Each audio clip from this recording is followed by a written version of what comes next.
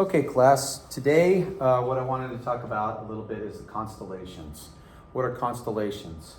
Constellations are defined as just a group of stars that form a pattern in the sky. We use constellations for many different things, for travel. Ancient mariners, captains of ships would use them to guide their ships to different locations. So constellations are a big deal.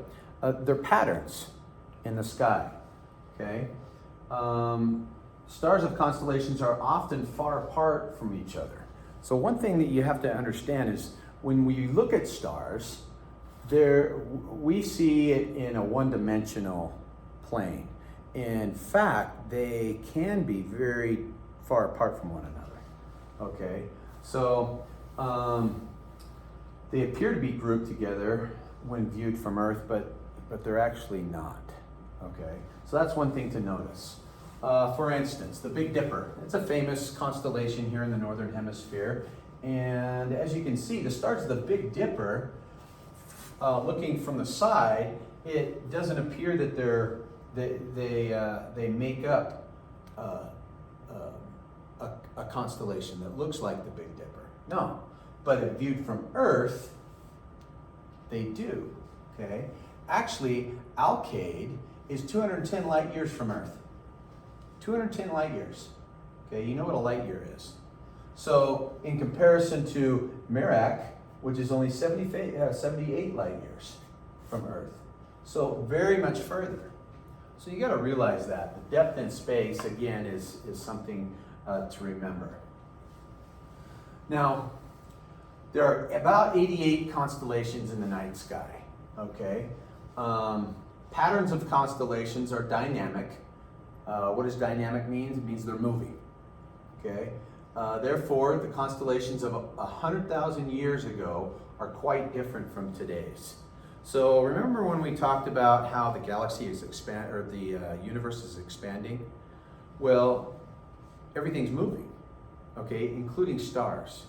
So if you were to look at these constellations that we see now, Ursa Major, Orion, stuff like that, just 1,000 years ago, they didn't appear like they do now, okay? So part of constellations that forms its own pattern in the sky is known as an asterism, okay? So the Big Dipper is a good example of an asterism.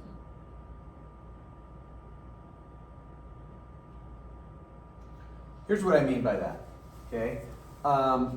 Motions of stars, as for example, the Big Dipper, you can see here that 100,000 years ago, now nobody was here 100,000 years ago, but we can calculate where the stars of the Big Dipper were 100,000 years ago.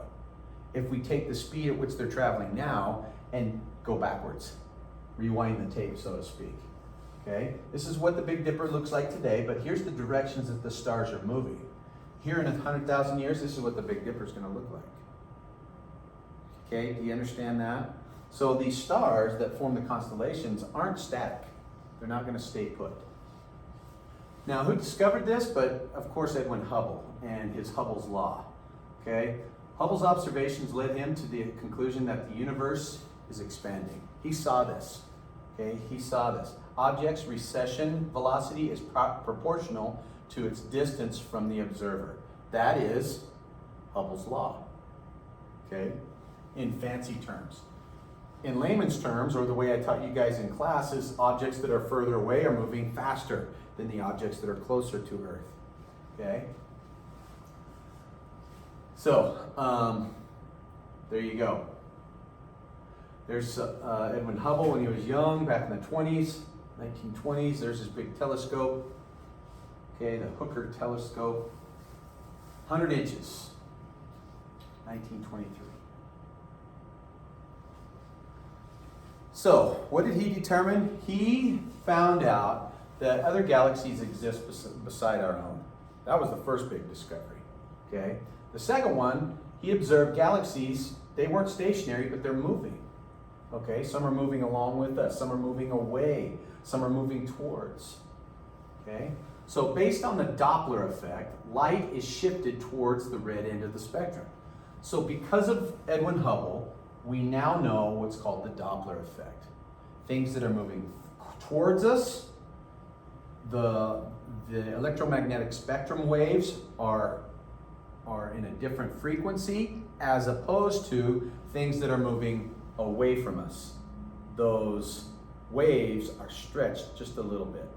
So therefore they appear different. Okay? So again, Hubble's law, the further away a galaxy is, the faster it's moving away from us. And that's, both of these support the Big Bang Theory. Doppler shift is light is shift towards the red end of the spectrum, meaning it's moving away from us. Okay? And there he is again, with yet another telescope. Okay, this is a diagram illustrating how the redshift works, or the Doppler effect. Okay? So if we have an object that is moving in this direction, okay, an observer sees more of a blue shift. Why? Because the frequency is greater on this side of the object. Okay, we call that the blue shift. Now, likewise, if we have an observer on the other side, okay, he's seeing this object recede, move away. Okay, therefore, this observer sees a red shift. That's known as the red shift. Simple diagram that illustrates the red shift or the Doppler effect. Okay? Now the Doppler shift or the red shift, light shifts towards the red end of the spectrum, is in fact evidence for an expanding galaxy or an expanding universe even. Okay? So you can use the example of sound waves. I know I've talked to you about this before, but here it is again. Okay? If you have a driver in a car, let's say any kind of car, a loud car, if you have observer 2, he's going to hear a different wavelength from the car. Why? Because he's in a different position. He's going to hear a different frequency. Okay? Now, this observer is going to hear a slightly longer frequency. Shorter frequency. Why? Because the car's wavelengths, sound waves, are having to stretch. They're receding. It's moving away from the observer. Okay? Same thing with light. Distant galaxy from Earth, if you look at it and it's moving away, everything is going to be shifted. All the light is going to be shifted more towards the red end of the spectrum. Okay? The light that's being emitted from the galaxy. Get it? Likewise, if an object is moving towards and all the light, okay, through the spectral analysis, all those light seems to be shifted towards the blue end of the spectrum, then we know it's moving towards Earth. Okay? All right, electromagnetic radiation. Let's talk about that. The majority of astronomy looks at the EM rays, okay? Electromagnetic radiation.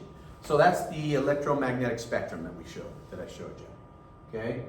We looked at several examples in class earlier in the lectures. You can go back to those and see where the gamma rays are versus where the radio waves are, where visible light is, just off center a little bit. Okay? The electromagnetic radiation includes all the radiation, light plus all the gamma rays, radio waves, and everything. So you got to understand that. Humans only see that small region, which is visible light. Okay? And it's between 400 and 700 nanometers. Here's the example again. Okay? Here's the visible light band right here.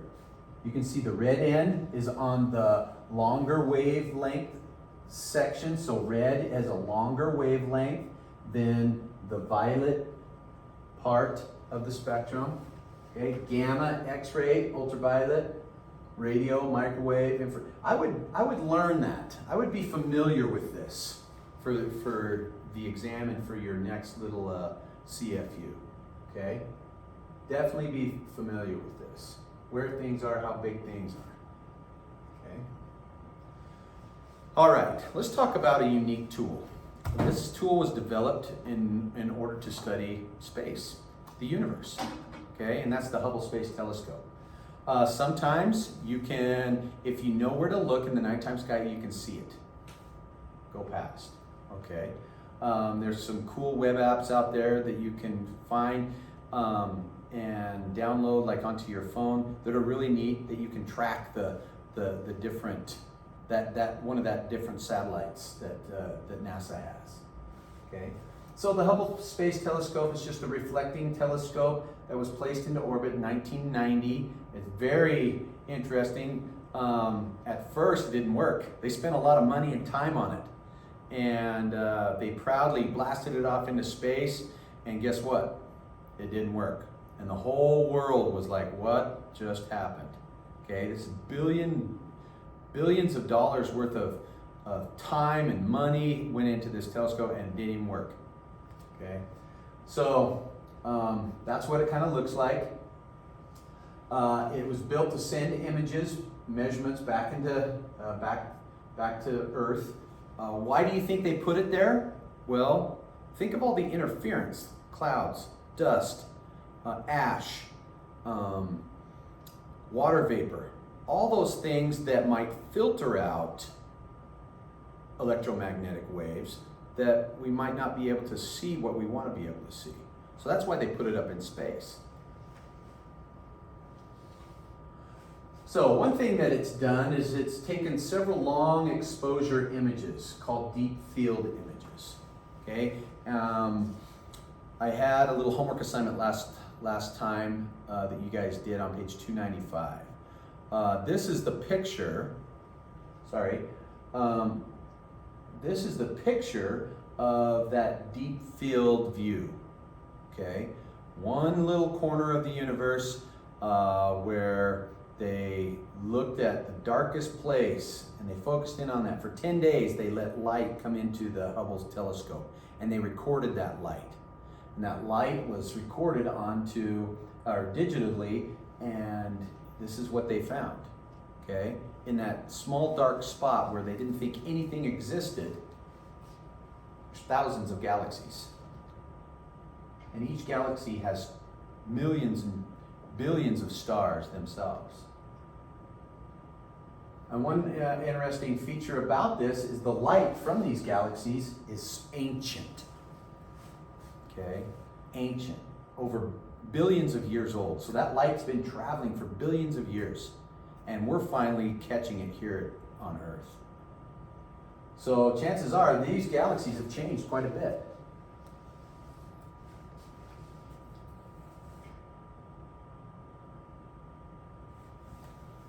Now, another supporter of the Big Bang Theory is this, cosmic background radiation. Now, you guys had to read about this not too long ago. So these two scientists, they detected a faint radiation, a radio sound, okay, a sound wave, radio wave, back in 1965.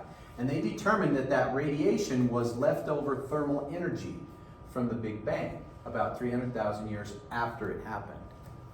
Okay, so if you look back into your notes, you'll see, okay, what happened in your timeline 300 years after the Big Bang happened, what was going on right there? This is what they're hearing. Okay, this is what they're hearing. There they are with their thermal radiation scope. And this is a picture of what they saw. Okay, or what they heard. Okay, the dark areas are really cold regions. The red areas are really warm regions. Okay, cold regions might be areas where there's very little matter. Okay, whereas the red regions might be areas where there's a lot of matter. So you can see it spread out through our universe. All right. Any questions? Might want to go back over through those things several times to make sure you get all the information down and that you understand each one. Good job.